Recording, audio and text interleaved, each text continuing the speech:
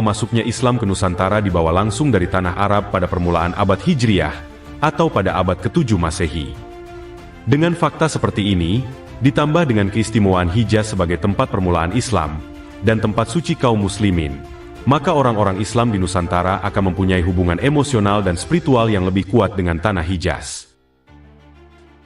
Tak heran, dalam berbagai hikayat, tradisi lisan, tambo, dan sumber-sumber sejarah primer lain tentang Islam di Nusantara, peran tanah Hijaz sering diceritakan sebagai tanda islamisasi yang kuat di suatu daerah.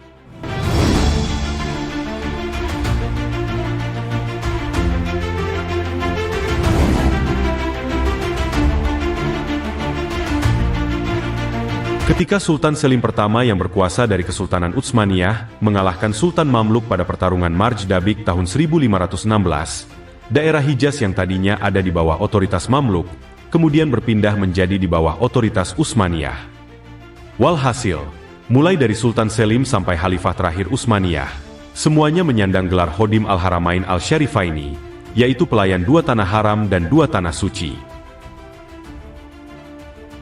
Para penguasa Islam dari berbagai tempat di Nusantara banyak yang mengirimkan utusan ke Mekah atau Konstantinopel untuk berbaiat kepada Khalifah Turki Utsmani dan mendapat legitimasi sebagai wakil khalifah di tanah Jawa atau di Nusantara.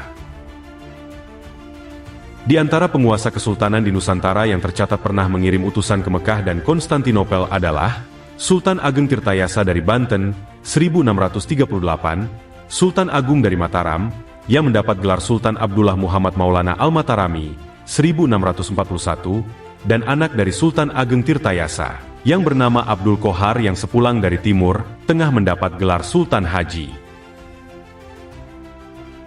Selain penguasa yang bertandang ke tanah haram untuk berbaiat dan berhaji, kalangan ulama sudah pasti menjadikan Haramain sebagai salah satu pusat menuntut ilmu, selain Baghdad dan Kairo yang juga dikenal sebagai pusat keilmuan.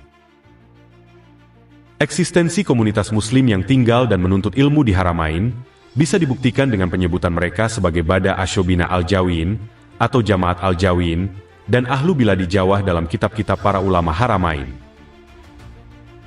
Ketika orang-orang Belanda baik sejak masa VOC hingga pemerintah kolonialnya melakukan intervensi politik, ekonomi, dan sosial yang sangat merugikan masyarakat Nusantara, para ulama yang tinggal di Hijaz tidak serta-merta diam. Di antara mereka ada yang pulang ke tanah air untuk memperbaiki masyarakat dan melawan penjajah.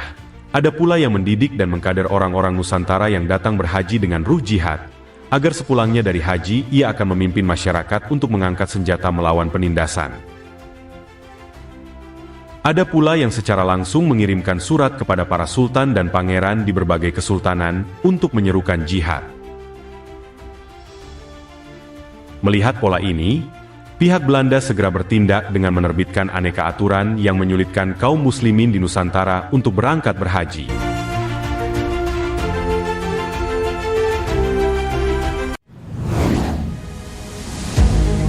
Hollanda'nın nam kafiri hacca gitmemize.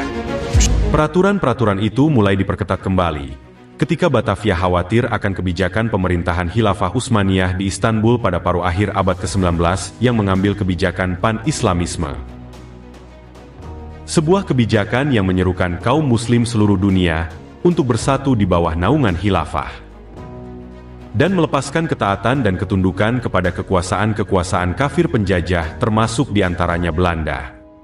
Tanah Mekah yang menjadi tempat pertemuan raksasa kaum muslim seluruh dunia disinyalir oleh Batavia sebagai tempat di mana semangat pan-Islamisme disebarkan secara masif.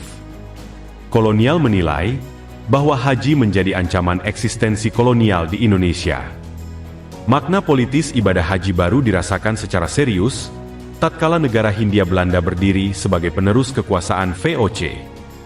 Pemerintah kolonial Hindia Belanda menganggap seseorang yang pulang dari ibadah haji mempunyai potensi menggerakkan rakyat untuk melakukan pemberontakan terhadap kolonial. Segala upaya dilakukan oleh Hindia Belanda, dari mulai pengetatan pemberangkatan dan aturan-aturan lain setelah pulang dari Tanah Suci.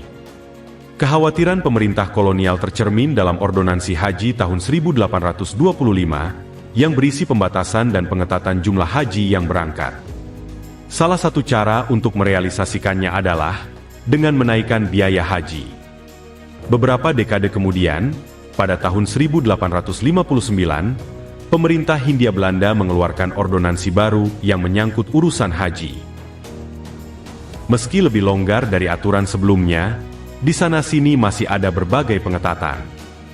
Yang paling menonjol dari ordonansi baru ini adalah pemberlakuan semacam ujian haji bagi mereka yang baru pulang dari Tanah Suci. Mereka harus membuktikan benar-benar telah mengunjungi Mekah.